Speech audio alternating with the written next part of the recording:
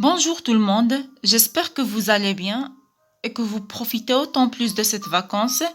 Dans ce chapitre-là, nous allons apprendre à reconnaître les différents éléments de base dans un circuit électrique ainsi que leur fonctionnement d'un circuit électrique, c'est-à-dire qu'on va schématiser les éléments d'un circuit à l'aide des symboles qui ont déjà normalisé, afin de pouvoir réaliser un montage simple. Et commençons par le générateur. Comme vous pouvez le voir, le générateur sous cette façon, comme une boîtier. Alors c'est l'élément essentiel dans un circuit électrique. On symbolise en général avec générateur l'abréviation de G majuscule, avec deux bornes, l'une positive et l'autre négative. Comme vous pouvez le voir, plus, il est indiqué avec le rouge, cet bouton rouge, et le noir avec signe moins. Alors, le générateur, leur fonctionnement dans un circuit est très important.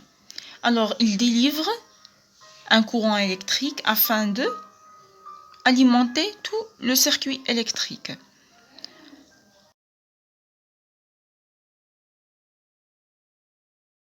Attention s'il vous plaît, regardez là. Pour les générateurs et pour les piles ou même les batteries, on les classe parmi les générateurs. Pourquoi? Parce qu'ils délivrent le courant électrique. Alors, et ce sont des sources très importantes dans un circuit électrique. On les classe parmi les générateurs. En arabe, moulidat. Sinon, passons rapidement pour les récepteurs, les types de récepteurs. Les récepteurs. Commençons par la lampe ou bien l'ampoule. Alors, pour la lampe, vous connaissez très bien, il est dans la vie quotidienne de cette manière. Et vous avez déjà vu en classe primaire, en CM1. Alors, on schématise soit de cette manière, avec cercle, avec croix à l'intérieur, sinon rectangle à l'intérieur, entouré par un cercle. Bon, je passe pour les fils de connexion. C'est quoi les fils de connexion ou bien les fils conducteurs? Dans le laboratoire en physique, toujours nous avons des fils de connexion avec des couleurs différentes. Mais en général, on travaille avec le rouge, noir ou bien le bleu. De temps en temps, le bleu. Alors, sur les fils de connexion, on symbolise par les traits, que ce soit verticaux ou bien horizontaux, pour relier un circuit électrique. Soit on peut dire fil de connexion, sinon fil de conducteur. Pour les interrupteurs, alors on a deux types. L'interrupteur fermé, il est de cette manière. Dans le laboratoire, on peut schématiser par un trait, comme vous pouvez le voir. Sinon, deuxième type, l'interrupteur qui est ouvert. Vous pouvez le voir, il est de cette façon. Alors, quel est le rôle de cet interrupteur-là? Alors, commençons par le premier, l'interrupteur qui est fermé. Alors, lorsque l'interrupteur dans un circuit électrique, il est fermé, il laisse passer le courant électrique dans un circuit. On dit que le circuit est déjà fermé. Le cas contraire pour l'interrupteur qui est ouvert. Alors, il ne laisse pas passer le courant électrique. Lorsque nous avons une boucle là, d'un circuit électrique, alors ici, le courant électrique ne traverse pas. Alors, on dit que le circuit est ouvert. Deux types nous avons dans l'électricité pour les interrupteurs. Voilà pour les interrupteurs. Alors, jusqu'à présent, on a vu les piles, et les générateurs, aussi bien les fils de connexion, les lampes et les interrupteurs. Alors, les constituants de base dans un circuit électrique. On va voir aussi bien les autres éléments qui sont supplémentaires, comme les diodes. Vous pouvez le voir. On le schématise par un triangle déjà inversé et par un trait. Celui-là, c'est un diode.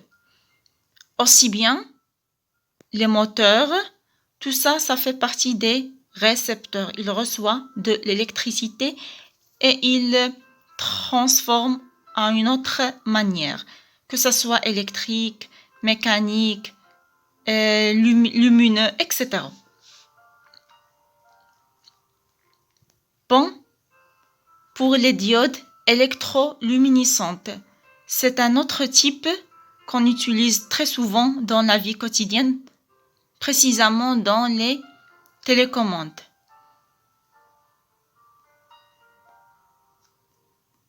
On symbolise par aussi bien comme celui du diode, avec des effets, avec des flèches en haut. C'est pour cette raison qu'on dit c'est un diode électroluminescent. On peut même trouver un autre type de récepteur qu'on appelle la résistance. Alors pour cette résistance-là, c'est un conducteur ohmique, il résiste le passage d'un courant électrique, comme vous pouvez le voir.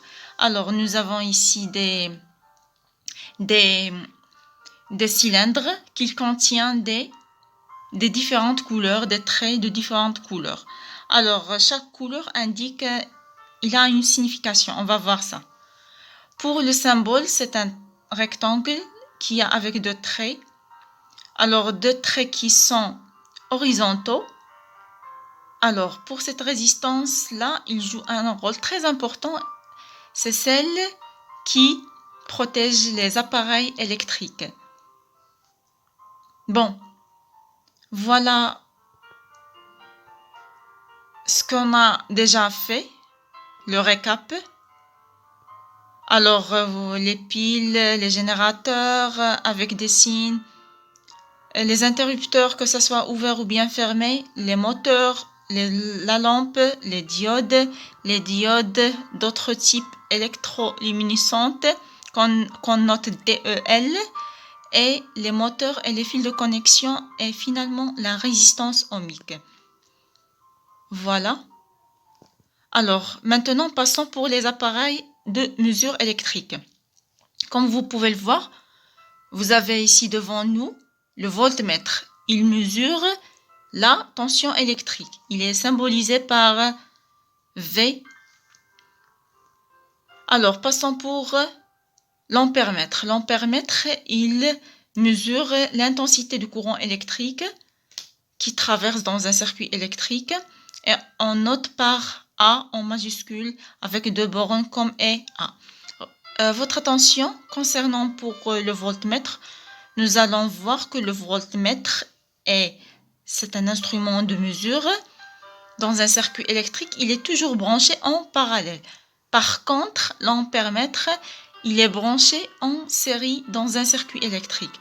Sinon, pour le multimètre, qui permet de mesurer soit l'intensité de courant électrique, ou bien la tension électrique, ou bien